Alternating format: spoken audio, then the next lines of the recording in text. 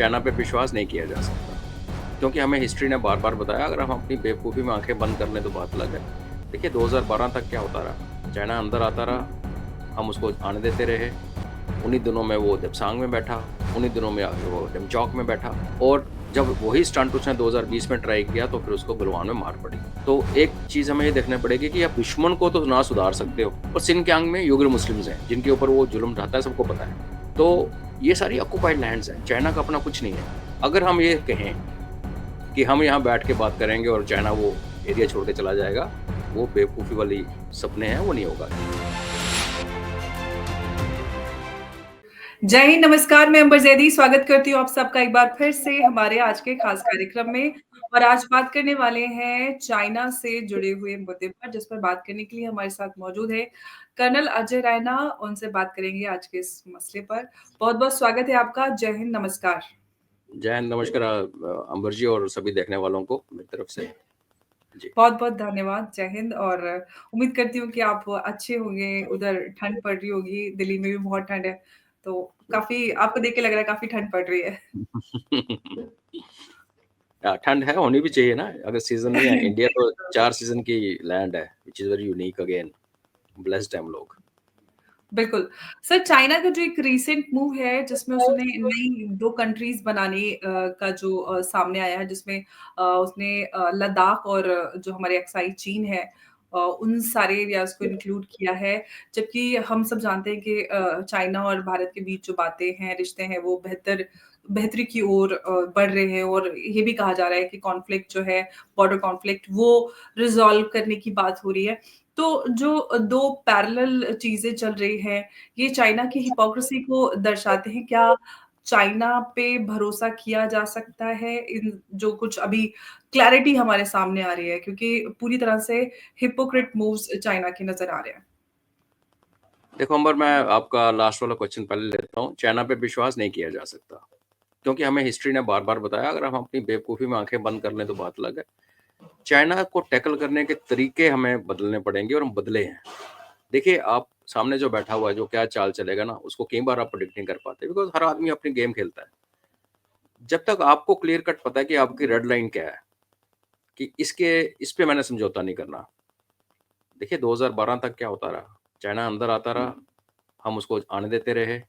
उन्हीं दिनों में वो देप्सांग में बैठा, उन्हीं दिनों में आगे वो डेमचौक में बैठा, और जब वही स्टंट उसने 2020 में ट्राई किया तो फिर उसको गलवान में मार पड़ी। हमारे भी शहीद हुए, फौज है, लड़ती है, शहीद होते हैं किस्मत वाले, लेकिन उसको फिर दांत खट्टे हो गए। तो एक चीज़ हमें ये देखनी पड़ेगी कि आप दुश्मन को तो ना सुधार सकते हो, ना भरोसा करना। देखो दुश्मन है वो, आपका जो नेबर है ना, वो आपका नेचुरल एनिमी है। चाहे वो आपके मोहल्ले में, आपके बगल में रहने वाली कोई लड़की है, आपके पड़ोस में। जब मेरे इधर कोई रहता है, ये एक बड़ी फेमस सेइंग है, your neighbour is your natural enemy.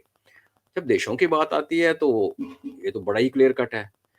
और जब ऐसे देशों की बात आती है जिन पे डिस्प्यूट है, पिछले 70 साल से हमारा डिस्प्यूट है चाइना के साथ, तो ऐसे वाले नेबर को हम ट्रस्ट नहीं कर सकते, क्योंकि उसने बार-बार धोखा दिया है। वो सारे एग्रीमेंट्स, वो सारी पॉलिसी जो इकट्ठी बैठ के बनाई गई 90s में, पहले 90s तक तो कुछ समझौते नहीं थे, तो उसने बार-बार तोड़े हैं। वो that is one part of the story. दूसरा ये है कि देखिए जो हुटन इसका जो प्रीफेक्चर है, ये अभी नहीं बना, ये पहले ही था। उसमें ना एक उनका जो मेन मेट्रो एक ही है हुटन करके, और बाकी ये जो 7 काउंटीज़ हैं, तो उसमें इन्होंने अभी 2 काउंटीज़ ऐड की हैं। और वो जो 2 काउंटीज़ का इलाका है, वो जो ऑक्साइचिन का इलाका ऑलरेडी उनके पास है, उनको उन्होंने रीलाइन किया है। बेसिकली क्या है कि आप ये मान के चलिए कि एक डीसी लेवल का ऑफिसर वहाँ पे आके दोनों काउंटी में एक नया डिस्ट्रिक्ट हेडक्वार्टर टाइप बन जाएगा। एथिकली स्पीकिंग, प्रिंसिपली स्पीकिंग, हमें ये चीज़ गवारानी नहीं है, बिकॉज़ वो हमारा इलाका है, और हम उस पे प्रोटेस्ट हमने किया भी है। प्रोटेस्ट करने का हमारा पूरा हक है। और चाइना के साथ अगर चाइना ये सोचता है कि वहाँ की 2 काउंटी बना दी, 3 काउंटी बना ली, उससे ये मालिक बन जाएगा उस इलाके का जो कि हमारा है, तो वो उसकी गलतफ़हमी है। इसमें कोई कॉम्प्रोमाइज़ नहीं है, इंडिया ने बड़ा क्लियरली बोला है। लेकिन ये तो हो गया ऑफ़िशियल पोज़ीशन, या जो भी हम कह सकते हैं फॉर्मल। अभी मैं बात करता हूँ प्रैक्टिकल। देखिए एक्साइचिन के जिस इलाके को ये काउंटी बना रहा है, एक पॉसिबिलिटी बहुत अच्छी जो नज़र आ रही है 15, 20, 25 साल में, वो है कि चाइना खुद ही ब्रेकअप कर जाएगा। बिकॉज़ चाइना अगर आप देखेंगे तो उनका मेनलैंड है कितना सा, ये जो काउंटी है ये जिनजियांग में है, सिंकियांग जिसको कहते हैं, जिनजियांग भी कहते हैं, सिंकियांग भी कहते हैं, और उसके नीचे तिब्बत है, और वेस्ट में हमारा लद्दाख अक्सर आता है। तिब्बत भी जी, ऑक्युपाइड है, सिंकियांग भी ऑक्युपाइड है। फर्क क्या है? तिब्बत में बुद्धिस्ट पॉपुलेशन जो है वो मेजॉरिटी में है, इनफैक्ट ऑलमोस्ट प्योरली बुद्धिस्ट है, वो चाइनीज अभी सेटल कर दिया उन्होंने आके, और सिंकियांग में युगर मुस्लिम्स हैं जिनके ऊपर वो जुल्म ढाता है, सबको पता है। तो ये सारी ऑक्युपाइड लैंड्स हैं, चाइना का अपना कुछ नहीं है। इन लॉन्ग रन इट में सो हैपन कि हिस्ट्री का चक्कर रिपीट करेगा, 200-300 साल का जो होता है, और हमारे पास आ जाएगा, तिब्बत वाला तिब्बतिन के पास चला जाएगा, और तिब्बत में भी कैलाश मानसरोवर तो हमारा है। हाँ, हम पहुंचे थे, जनरल जोरावर सिंह हमारे गए थे, तो हमारा उस पर भी हक है। लेकिन प्रैक्टिकली स्पीकिंग आज की डेट में जब हम बात कर रहे हैं, तो एक बात हमें समझनी चाहिए अंबर कि उस एक्सटेंशन के उस पार्ट में से चाइना का मेन हाईवे गुजरता है। जब वो हाईवे 1950s में बन रहा था, हम हिंदी चीनी भाई भाई के नारे लगा रहे थे। हमारे पायलट्स ऊपर से जाके फोटो खींच के आके नेहरू साहब को देते थे कि भाई यहाँ कुछ हो रहा है। जो हमारा अटैची बैठा हुआ था चाइना के अंदर, मिलिट्री अटैची, उसने वहाँ से रिपोर्ट्स भेजी। हमारी इंटेलिजेंस ब्यूरो ने कहा कि कुछ गड़बड़ है वहाँ पे, वीरान इलाका है, कोई आदमी वहाँ नहीं रहता है। नेहरू जी ने फेमसली कहा था कि वहाँ तो एक तिनका नहीं उगता घास का, वो सब सच है। लेकिन जब डेवलपमेंट्स हो रही थी, जिस पायलट ने वो फोटो खींची उसको महावीर चक्र दिया गया। बाद में जब ये डिस्कवरी हुई, जब डिस्कवरी क्या हुई, चाइना ने अनाउंस किया ओपनली कि हमने बना दी हाईवे, तो इंडिया में लोगों को, हमें तो पता ही नहीं था। नेहरू जी बोलते ये तो वहाँ से धोखा हो गया। कोई धोखा वोखा नहीं था, हम सोते रहे उस टाइम। फैक्ट क्या है कि 70 साल बीत चुके हैं, वहाँ जो हाईवे है उनका वो सबसे वाइटल लिंक है तिब्बत का, लासा का मेन लैंड चाइना के साथ। उसको चाइना छोड़ेगा नहीं। ये जो दिप्सांग में भी जो प्रॉब्लम हो रही थी, क्यों हो रही थी? दिप्सांग ऐसी जगह थी जहाँ पे उस एल्टीट्यूड होने के बावजूद भी टैंक चल सकते हैं, और टैंक चल सकने का मतलब ये है कि आप कुछ घंटों में ईस्ट की तरफ मूव करेंगे, अगर आर्मी मूव करती है, इंडियन आर्मी, तो आप जाके थ्रेटन कर सकते हो उस हाईवे को। वो हाईवे जो है चाइना की रेड लाइन है आज की डेट में। जैसे मैंने कहा, आगे क्या होगा किसी को नहीं पता, कितने टुकड़े होंगे चाइना का कुछ नहीं पता, लेकिन आज की डेट में वो रेड लाइन है। अगर हम ये कहें कि हम यहाँ बैठ के बात करेंगे और चाइना वो एरिया छोड़ के चला जाएगा, वो बेवकूफ़ी वाली सपने हैं, वो नहीं होगा। इसलिए आपने देखा होगा कि चाइना ने पास्ट में ऑफर किया है इंडिया को कि आप ऐसे कीजिए कि हमारा अरुणाचल में भी डिस्प्यूट है, यहाँ भी डिस्प्यूट है, अरुणाचल वाला आप रखो, ये हमें दे दो। क्योंकि उसकी इन्वेस्टमेंट उसकी लाइफ लाइन है, नॉट ओनली इन्वेस्टमेंट उसका। अगर ये हाईवे टूट जाता है तो आगे जो उसके नॉर्थ में कुनलुन माउंटेन्स हैं, उसकी टेरेन बड़ी खराब है, और वहाँ पे इन्होंने बड़ी बार कोशिश की है और हाईवे बनाने की, बने नहीं। टनल्स बनाए, टनल्स बैठ गए। अभी 2 हाईवे और बन रहे हैं, अभी बने नहीं। रेलवे लाइन का लिंक भी है, तो इस इलाके को वो छोड़ेगा नहीं। तो लेट्स बी प्रैक्टिकल। बट जैसे मैंने कहा, एथिकली एंड प्रिंसिपल की बात करते हैं तो वो गलत कर रहा है, लेकिन उसके ये सब कुछ करने से, ऑन ग्राउंड वो जो चेंजेस करने से हमारा क्लेम पे कोई असर नहीं पड़ता। हम जी। उसको अपना एरिया मानते हैं, और चाइना की हरकत से चाइना का ऑक्यूपेशन जस्टिफाई नहीं होता, ये हमें समझना चाहिए। बाकी देखिए, हमारा डिप्लोमेटिक स्टेटमेंट आएगा, उनका डिप्लोमेटिक स्टेट आएगा, वो चलता रहेगा। ऑन ग्राउंड कुछ नहीं होने वाला। ऑन ग्राउंड कुछ नहीं होने वाला आज की डेट में। जी।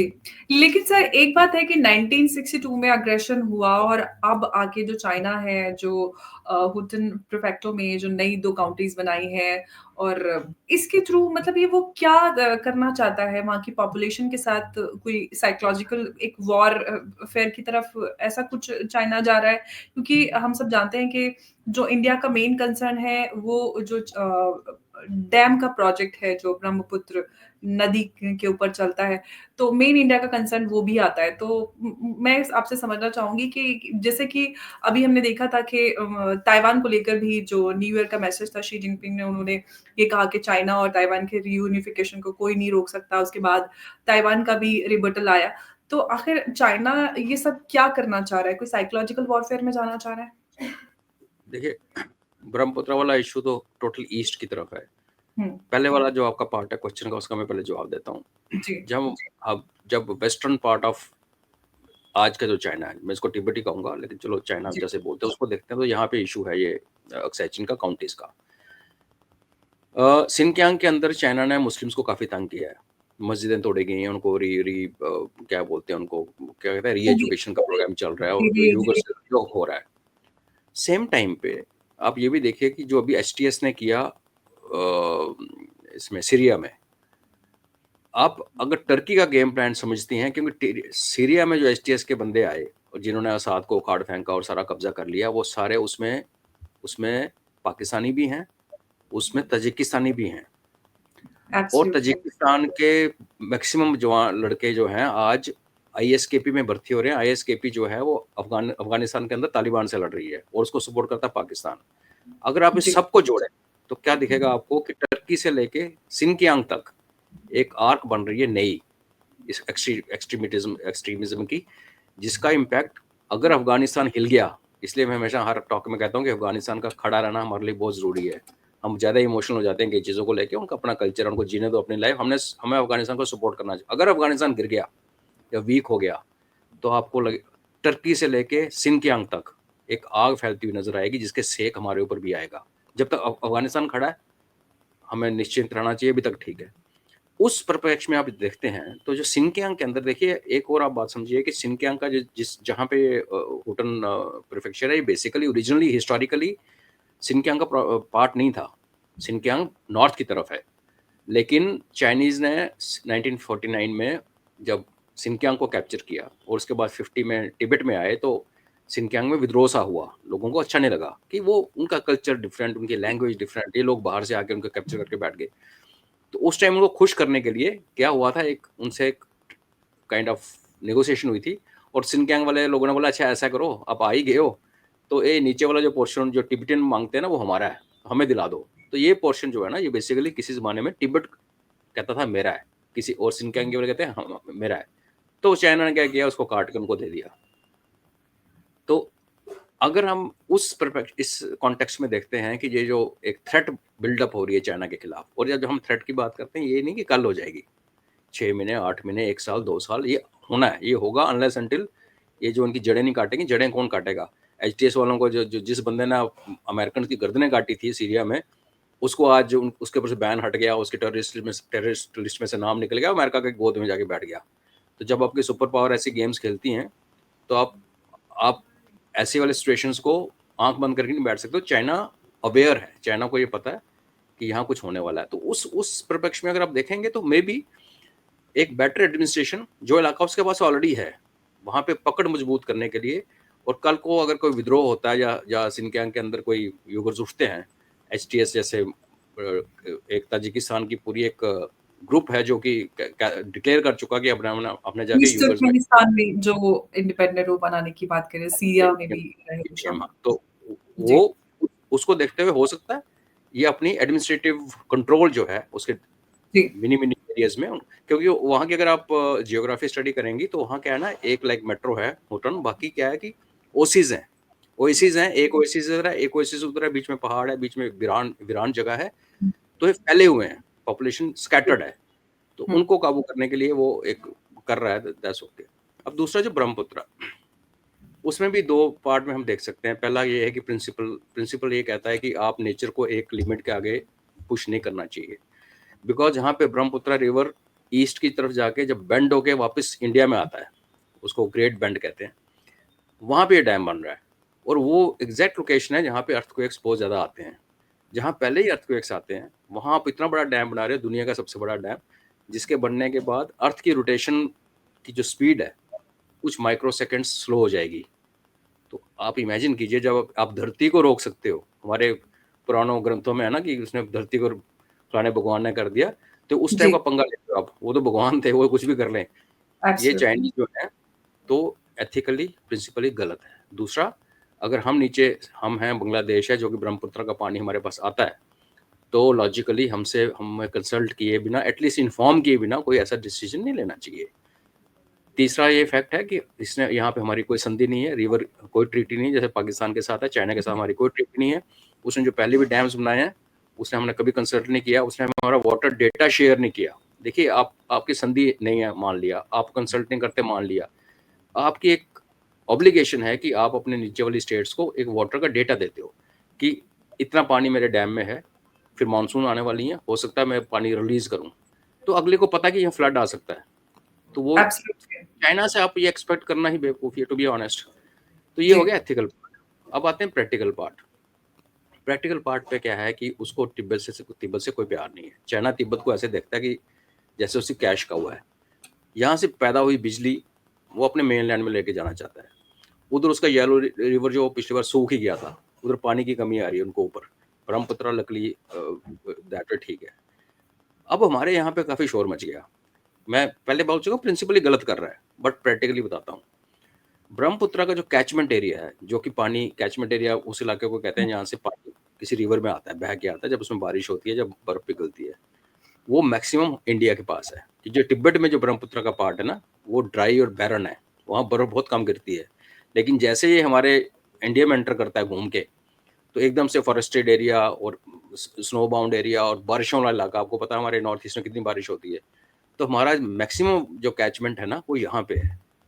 तो कोई अगर ये कहे कि ब्रह्मपुत्र का पानी रोक के 2 साल के लिए ब्रह्मपुत्र ड्राई हो जाएगा, वो ड्राई नहीं हो सकता है डैम से लेके इंडिया की बाउंड्री तक वो पानी कम हो जाए, उसके बाद जब बारिश आएगी तो पानी ब्रह्मपुत्र हर साल जो फ्लड आता है वो इस डैम से पहले भी आता था ना। तो यह वो तिब्बत में फ्लड नहीं आता है क्योंकि वहाँ गॉर्ज है, वहाँ डीप नाले में से गुजरता है, हमारे यहाँ आगे फैल जाता है। तो पानी की सप्लाई जो हमारे पीने का पानी इरिगेशन की प्रॉब्लम वो नहीं होगा, वो गलत। ये हमारे जो एनालिस्ट हैं, I don't agree with any of them. दूसरा है फ्लड कंट्रोल।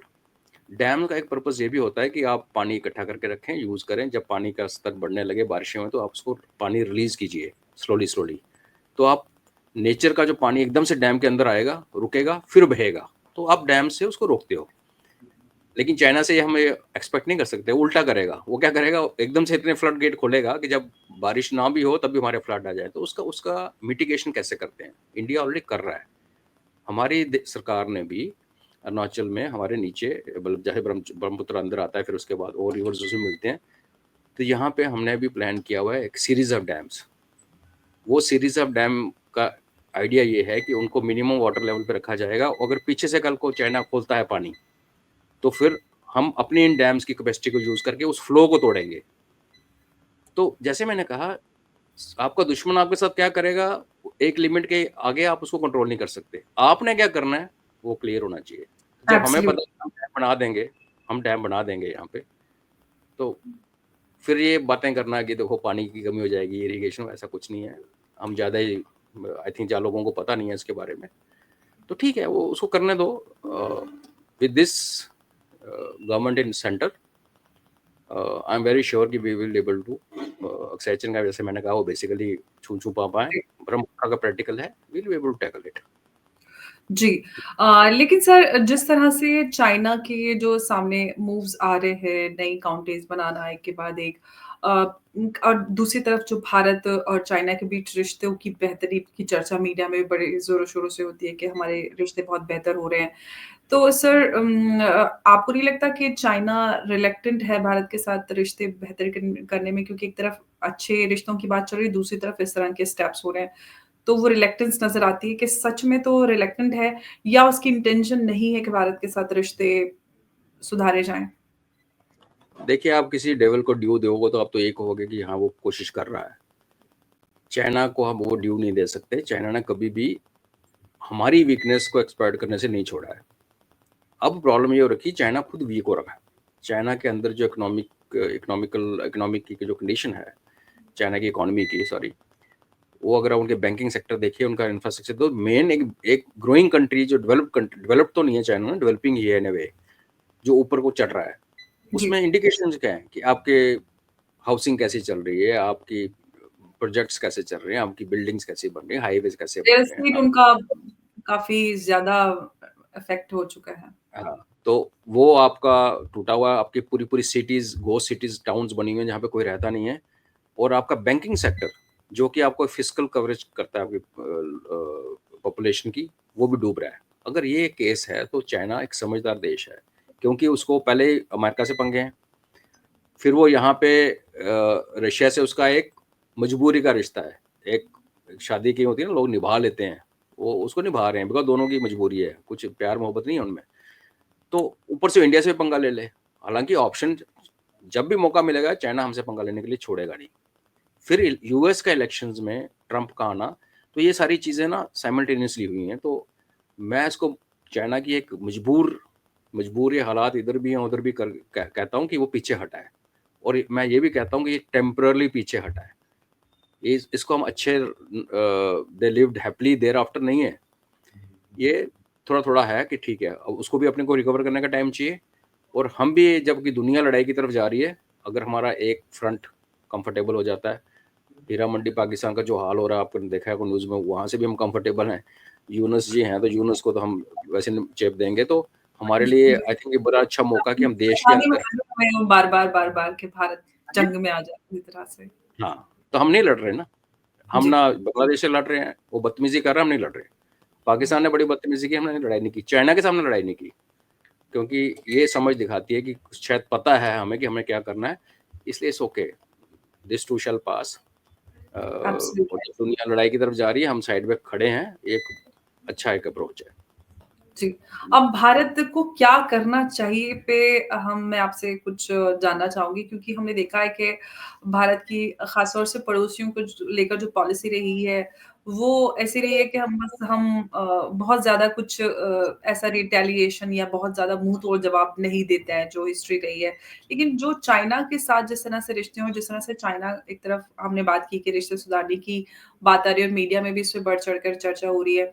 और जो दूसरी तरफ चाइना कर रहा है प्रैक्टिकली ऑन ग्राउंड, इस सब के चलते हुए भारत की पॉलिसी क्या होनी चाहिए? क्या भारत उस तरह से एप्रोप्रिएट स्टेप्स ले रहा है या कुछ बदलाव की ज़रूरत है भारत की चाइना की जो पॉलिसी है उसको लेकर? देखो, पॉलिसी तो हालात के साथ बदलती रहती है, एक लॉन्ग टर्म पॉलिसीज़ भी होती हैं जो कि नहीं बदलती, जो कि आप एक कंट्री को स्टडी करते हो, वो कितना रिलायबल है, अनरिलायबल है, उनका पास्ट रिकॉर्ड क्या है, उस पे भी होता हुँ, है। और कुछ आपकी शॉर्ट टर्म में आपने मैनेज करनी होती हैं। जी, तो जहाँ तक हमारा चाइना के साथ जो बाउंड्री डिस्प्यूट है, उसमें पहली बार ऐसा हुआ है कि मिलिट्री एंड डिप्लोमेसी इकट्ठी हुई, और उसका रिज़ल्ट हमने देखा कि एक डिसएंगेजमेंट, जो कि अपने आप में एक बहुत बड़ा स्टेप है, 12-13 साल के बाद हुआ है। सो टेम्पररी, मैं हमेशा कहता हूँ, इन चीज़ों को आप शॉर्ट टर्म मानिए, आप उसको परमानेंट तो मानिए मत। हुँ, वो ठीक है। उसने काउंटीज़ बना ली, हमने प्रोटेस्ट कर दिया। ऑन ग्राउंड काउंटी बनाने के चक्कर में वो लद्दाख के अंदर और अंदर तो आया नहीं, वो जिधर था उधर ही है, अपने उस देश के अंदर वो डीसी-डूसी, डीएम बना रहा है, बनाने दो, कोई फ़र्क नहीं पड़ता। ब्रह्मपुत्रा का जो डैम का हमने कहा, जो हमने पॉलिसी जो बनाया है उसका नक्शा, हुँ, हमें उसको इम्प्लीमेंट करना चाहिए इमीडिएटली। हमें अपने वो डैम्स, एक $137 बिलियन का एक डैम बना रहा है, तो हो सकता है हम 20-20, 25-25 बिलियन के 2 या 3 डैम बनाएँ। लेकिन वो टाइम फ्रेम जब उनका इतना बड़ा स्ट्रक्चर बनेगा, उसी टाइम पे हमें साइमल्टेनियसली 2 से 3 डैम जो प्लान है वो होने चाहिए। अ, बाकी हर कंट्री अंबर अपना अच्छा सोचती है, हम भी अपना अच्छा सोचते हैं। पहले वाली सरकारें कितना अपना सोचती थी वो डाउट है, बट मुझे चाइना के कॉन्टेक्स्ट में ये लगता है कि ये जो हमें स्पेस मिला है ना, ब्रीथिंग स्पेस, देखो चाइना के साथ हमारा रिलेशन हमेशा कभी भी ना ब्लैक एंड व्हाइट में नहीं रहा है। पाकिस्तान के साथ ब्लैक एंड व्हाइट में हुआ मोदी साहब के आने के बाद कि तुम गोली चलाओगे, हम टॉक नहीं करेंगे, खत्म, फिनिश। उधर से इमरान खान भी ऊपर से ऐसा मिल गया, उसने पहले ही बोल दिया ट्रेड बंद। चाइना के साथ इतने पंगे होने के बावजूद हमारा ट्रेड 120-150 बिलियन डॉलर का होता ही होता है। तो हमारा एक लव एंड हेट की पॉलिसी है, बिकॉज़ दोनों डिपेंडेंट हैं। हम आज चाइना को ब्लॉक करके अपने देश की जो थोड़ा-सा राइज़ चल रहा है, जो हमारा मैन्युफैक्चरिंग ठीक चल रही है, उसको मारना नहीं चाहते।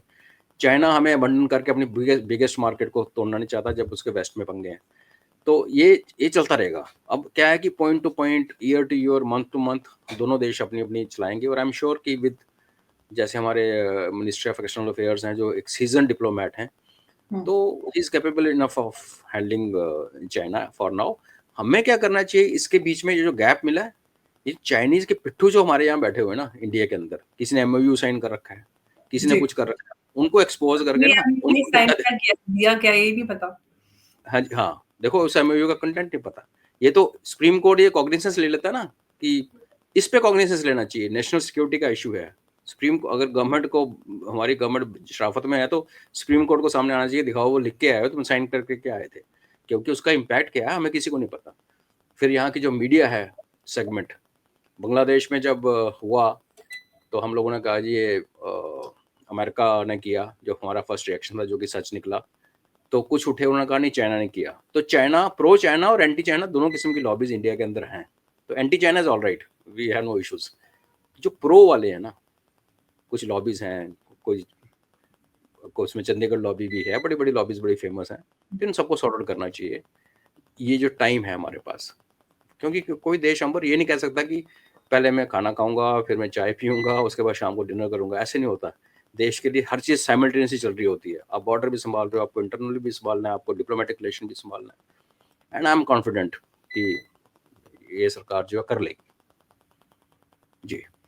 जी, बिल्कुल और मुझे लगता है इस सरकार के अलावा और किसी सरकार से उम्मीद भी नहीं लगाई जा सकती क्योंकि मोदी जी के कार्यकाल में जिस तरह से फैसले रखे गए हैं, लिए गए हैं और ख़ास तौर से फ़ॉरेन पॉलिसी की अगर बात की जाए डोमेस्टिक तो एक अलग ही पॉइंट हो जाता है। लेकिन फ़ॉरेन पॉलिसी को लेकर काफ़ी क्लैरिटी मोदी जी की सरकार में रही है, 2 टर्म हमने देखी, तीसरी चल रही है। पाकिस्तान को लेकर बात की या फिर हम किसी भी देश को लेकर देखें भारत की पॉलिसी एकदम क्लियर रही है जिसमें इंडिया फर्स्ट नज़र आता है। जब चाइना की बात करते हैं तो चाइना के साथ अगेन हमारे dependency, trade relation, trade ties बहुत बड़े स्तर पर हैं। अभी हमें मैन्युफैक्चरिंग में जाने से पहले जो मेक इन इंडिया पॉलिसी है उसके लिए हमारे पास वो इंफ्रास्ट्रक्चर नहीं है, उसको डेवलप करने में भी अभी हमें समय लगेगा। लेकिन अगेन डिपेंडेंसी दोनों की एक-दूसरे पर ज़्यादा है, दूसरी तरफ चाइना पे यूएस ने बहुत सारे सैंक्शंस लगाए हुए हैं। तो चाइना की भी मजबूरी है भारत के साथ जुड़े रहना। लेकिन दूसरी तरफ जो ये सारी चीज़ें चाइना लगातार करता रहता है, तो ये भी एक कंसर्न है भारत के सामने। वो देखेंगे कि आने वाले समय में इस पर क्या होता है, किस तरह से भारत इसको टैकल करता है और इसका क्या असर पड़ता है भारत पर और भारत-चाइना जो रिलेशंस हैं उन पर, उस पे हम आगे चर्चा करेंगे। आपका बहुत-बहुत धन्यवाद आज की इस चर्चा के लिए। जय हिंद, थैंक नमस्कार। यू। जय Hind. Thank you. Thank you so much.